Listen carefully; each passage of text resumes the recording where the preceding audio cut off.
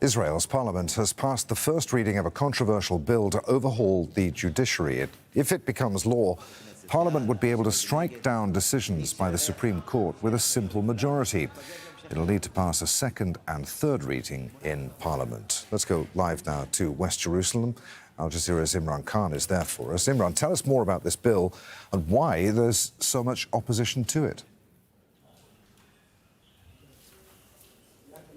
Well, the bill is very, very controversial because it basically allows for the Knesset to make all of the decisions it wants to make without any form of second house. Now, if you take the UK, for example, or the American political system, you have the Senate, you have the House of Lords, and they have the ability to try and stop the House of Commons from having too much power. Effectively, that's the Supreme Court here.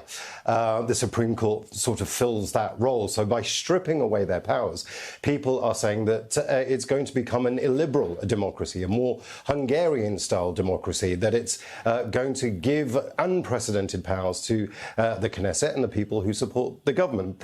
Now, it wasn't just the bill that you just mentioned. There's a few bills that passed as part of the judicial reform bill that they want to pass. Now, the other section of that was taking away the Supreme Court's ability to decide whether the Prime Minister is fit for office. Now, the Prime Minister right now, Benjamin Netanyahu, has 3 court cases against him. So this is seen as a politically motivated bill passing that they're trying to do. Now, like you said, it goes to a second and a third reading. If it gets to a third reading, the opposition is likely to boycott the vote completely. So the first reading is crucial because it advances the bill, but it will be the third reading that will be absolutely crucial, because that's the real test of whether the coalition, the government, will stand firm and try and pass the bill that will then become law. We've seen unprecedented protests, but as we say, the bill has passed its first reading. What now for the protest movement? Well, like I say, the first reading is absolutely crucial because it advances the bill in Parliament, and that's going to galvanise and get more people out on the streets of the protest movement. Now, there's a protest going to happen on Thursday. They were already calling it a day of escalation, but you just have to take a look at social media in reaction to this. They want more people out on the streets. Now, on a Saturday night, the usual night for the protesters, Israel had 500,000 people on the streets. That's the biggest protest numbers that we've seen in the country's history. 200,000 of those were in Tel Aviv. 50,000 were in Haifa. That's a huge amount of people for Haifa, such a small place.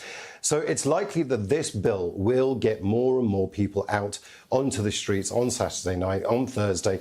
They'll want to get their voice heard. It's also pushing Israeli institutions, key Israeli institutions like the Israeli army, to the brink. The reservists are refusing to come in for their duty. That's becoming a problem because it's having an impact on operational capacity for Israel. So what we've got here now, we've got a situation where you've got key institutions who are now joining the protest movement, and that's going to weaken Israel's security. So that's alarming for the state of Israel itself. But more importantly than that, you've got civil society members from all sections of society joining in, and that voice will get heard. It just takes a few people within the coalition government to go, these are huge numbers, maybe I should pay attention, for the coalition to fall apart.